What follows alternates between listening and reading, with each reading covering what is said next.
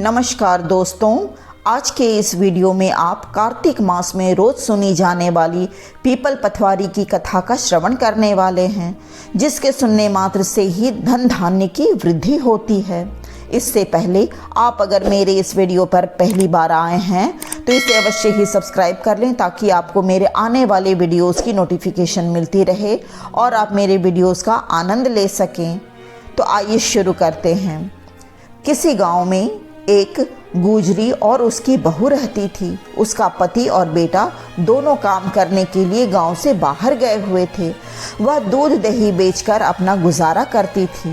एक दिन उसकी तबीयत कुछ ठीक नहीं लग रही थी, इसलिए उसने अपनी बहू से कहा कि पास के गांव में जाकर दूध और दही बेच आए। परंतु बहू ने ऐसा काम पहले कभी नहीं किया था, पर वह सास की बात को टाल भी नहीं सकती थी, इसलिए वह दूध और दही बेचने के लिए घर से निकल गई। उस समय कार्तिक का पावन महीना चल रहा था। उसने देखा कि कई औरतें पीपल को सींच रही थीं। सभी को पीपल की पूजा करते हुए देखकर वह वहीं बैठ गई और उसने उन स्त्रियों से पूछा कि तुम लोग क्या कर रही हो। उनमें से एक ने जवाब में कहा, हम पीपल और पथवारी सींच रहे हैं। बहू को कार्तिक मास के बारे में कुछ नहीं पता था, वह सब पहली बार देख रही थी। फिर उसने पूछा कि ऐसा करने से क्या मिलता है।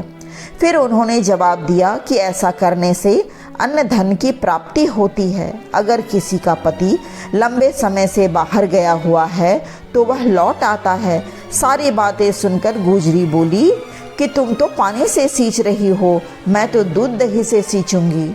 अब गुजरी की बहू हर रोज दूध दही बेचने के लिए निकल जाती और सच्चे मन से सारे दूध दही से पीपल और पथवारी सींच देती और वहीं बैठकर औरतों से कार्तिक मास के महात्म की कथा भी सुन लेती थी।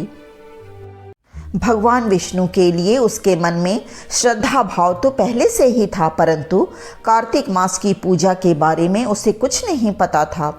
वह घंटों वहीं बैठी रहती और भगवान विष्णु का ध्यान करती।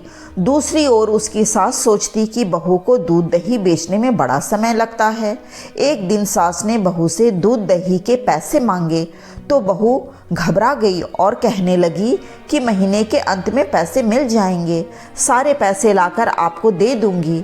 जब कार्तिक मास पूरा हो गया और पूर्णिमा का दिन आ गया, तब बहू सोचने लगी कि अब क्या करूं। वह मन ही मन डर रही थी कि सास पैसे मांगे तो मैं क्या दूंगी। वह पीपल और पथवारी के पास धरना देकर बैठ गई। तब पीपल और पथवारी ने उससे पूछा कि तू यहाँ क्यों बैठी है। तब बहू बोली, मेरी सास दूध दही के पैसे मांगेगी। तब पीपल और पथवारी ने कहा, हमारे पास पैसे तो नहीं हैं, ये भाट डंडे और पत्ते पड़े हैं, यह सब ले जाकर गुल्लक में रख देना।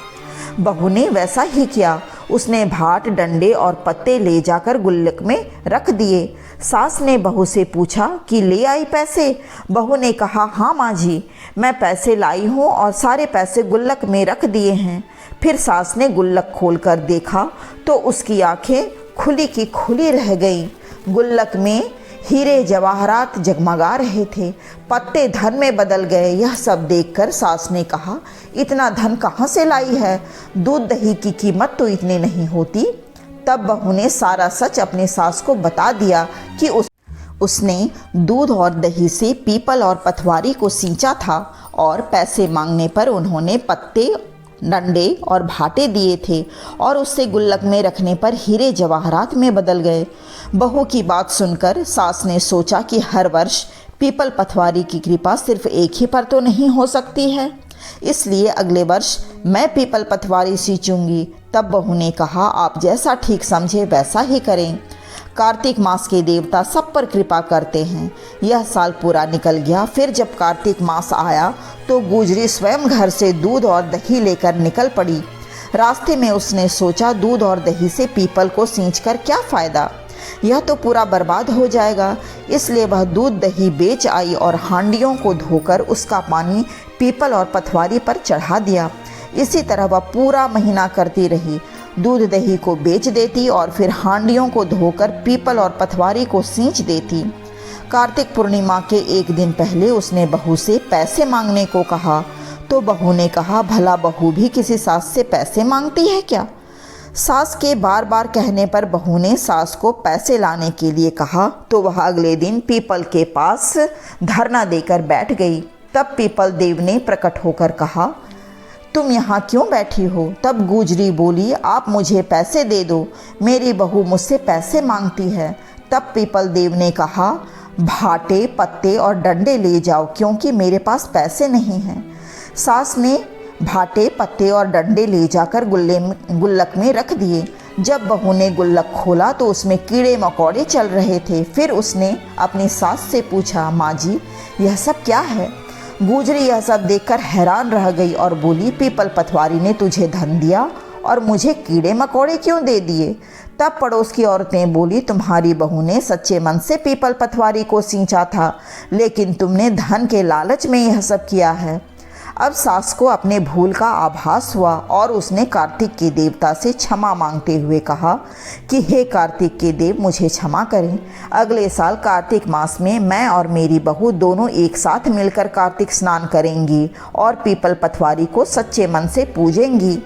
हे पीपल देव, हे पटवारी माता, जैसा आपने बहू को दिया वैसा ही इस कहानी को सुनने, पढ़ने और हुंकारा भरने वाले सबको देना। बोलो विष्णु भगवान की जय। इस प्रकार कार्तिक मास की पीपल पटवारी की कथा पूर्ण हुई।